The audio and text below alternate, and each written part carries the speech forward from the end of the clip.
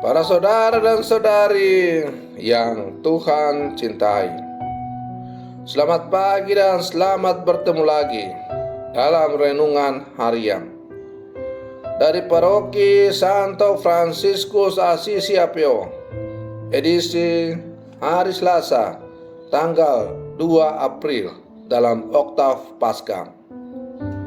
Mengawali hari yang baru ini, kita hendak mendengar dan merenungkan sabda Tuhan. Marilah sebelum kita mendengar dan merenungkan sabda Tuhan, kita berdoa.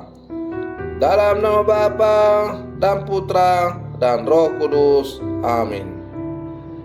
Allah Bapa, sumber sukacita, ajarilah kami percaya akan Yesus Putramu dan percaya pula akan sabdanya. Ia memberi pengampunan dan pengharapan. Bersabdalah ya Tuhan, kami siap mendengarkan. Terpujilah Engkau Bapa, Putra dan Roh Kudus, kini dan sepanjang segala masa. Amin. Para saudara dan saudari yang Tuhan cintai, sabda Tuhan yang hendak kita dengar dan kita renungkan untuk mengawali hari yang baru ini diambil dari Injil Yohanes pasal 20 ayat 11 sampai 18. Tuhan bersamamu. Inilah Injil suci menurut Yohanes. Setelah makam Yesus kedapatan kosong, maka Maria Magdalena berdiri dekat kubur dan menangis. Sambil menangis, ia menjenguk ke dalam kubur itu.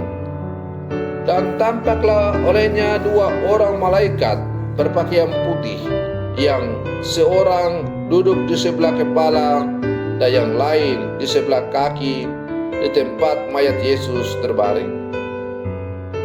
Kata malaikat-malaikat itu kepadanya, "Ibu, mengapa engkau menangis?"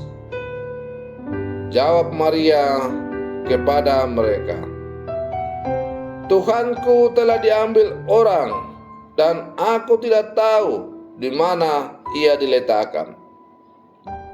Setelah berkata demikian, ia menoleh ke belakang dan melihat Yesus berdiri di situ. Tetapi ia tidak tahu bahwa itu adalah Yesus.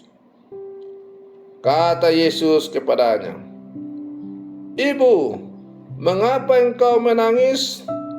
Siapakah yang kau cari?" Maria menyangka orang itu adalah penunggu taman. Maka ia berkata kepadanya, "Tuan, jikalau Tuhan yang mengambil dia, katakanlah kepadaku di mana Tuhan meletakkan dia, supaya aku dapat mengambilnya." Kata Yesus kepadanya, "Maria." Maria berpaling dan berkata kepadanya dalam bahasa Ibrani, "Rabuni," artinya guru. Kata Yesus kepadanya, "Janganlah engkau memegang aku, sebab aku belum pergi kepada Bapa. Tetapi pergilah kepada saudara-saudaraku dan katakanlah kepada mereka bahwa sekarang aku akan pergi kepada Bapakku dan Bapamu, kepada Allahku dan Allahmu." Maria Magdalena pergi dan berkata kepada murid-murid, "Aku telah melihat Tuhan, dan juga bahwa Tuhanlah yang mengatakan hal-hal itu kepadanya." Demikianlah sabda Tuhan. Para saudara dan saudari yang Tuhan cintai, kisah Injil yang kita dengarkan pada hari ini menampilkan pengalaman perjumpaan Maria Magdalena dengan Yesus yang bangkit. Ia yang semulanya bersedih dan menangis, kemudian diteguhkan dan diutus untuk bersaksi. Secara umum, bacaan-bacaan dalam Oktav Paskah ini menampilkan struktur yang luar biasa. Kisah selalu dimulai dengan pengalaman ketakutan dan kebingungan yang dialami oleh para murid. Ketakutan itu menggerakkan mereka untuk pergi ke makam Yesus dan mendapati makam itu kosong. Selanjutnya adalah pengalaman berjumpa dengan Yesus. Pada akhirnya, mereka menerima tugas untuk mewartakan kebangkitan kepada semua orang. Secara umum, pengalaman kebangkitan Tuhan mengubah para murid menjadi orang yang berani dan penuh sukacita. Ini merupakan suatu proses iman, spiritual, dan syarah batin. Para saudara dan saudari yang Tuhan cintai, iman dan pewartaan atas iman selalu melibatkan satu proses yang panjang. Kadang bermula dari rasa takut dan bingung sebelum berlanjut dalam transformasi diri. Namun, hal itu mengandaikan keterbukaan hati dan budi kita akan Allah. Iman dan keterbukaan pada Yesus selalu mengubah hidup orang-orang yang percaya. Jika iman pada Tuhan tidak mengubah hidup kita, hal itu justru menegaskan bahwa kita sebetulnya belum sungguh-sungguh beriman. Para saudara dan saudari yang Tuhan cintai, Maria hanya tahu bahwa Tuhan telah diambil dari kuburnya. Maria begitu sedih. Yesus yang begitu dicintai dan dikagumi itu wafat dan sekarang jenazahnya diambil orang. Namun ternyata Yesus sendiri menampakkan diri kepadanya dan memanggil namanya Maria. Dan di saat itulah Maria akhirnya mengenal Yesus dengan berkata, Sang Rabuni. Petrus dan Yohanes sendiri hanya melihat kubur yang sudah kosong, tinggal kain kafan dan kain peluh.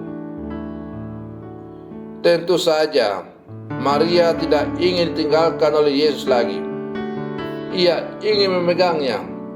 Namun Yesus meminta agar Maria tidak menggantungkan diri terus-menerus pada dirinya. Maria masih mempunyai tugas lain, yakni pergi kepada saudara-saudara Yesus untuk mengatakan bahwa Dia telah bangkit dan akan menjumpai para murid. Para saudara dan saudari yang Tuhan cintai, permintaan Yesus kepada Maria agar ia pergi untuk mewatakan kepada saudara-saudaranya bahwa ia telah bangkit adalah merupakan tugas perutusan. Artinya, sebagai pengikut Yesus, Maria harus berani keluar dan tidak boleh menikmati kenyamanan karena telah berjumpa dengan Yesus. Tetapi berjumpa dengan Yesus yang telah bangkit dengan jaya itu harus diwartakan keluar supaya semakin banyak orang percaya kepada Yesus sebagai sumber keselamatan. Nah, perutusan yang sama juga kini berlaku bagi kita. Kita diminta untuk pergi dan menyerukan, bertobatlah dan hendaklah kamu masing-masing memberi dirimu dibaptis dalam nama Yesus Kristus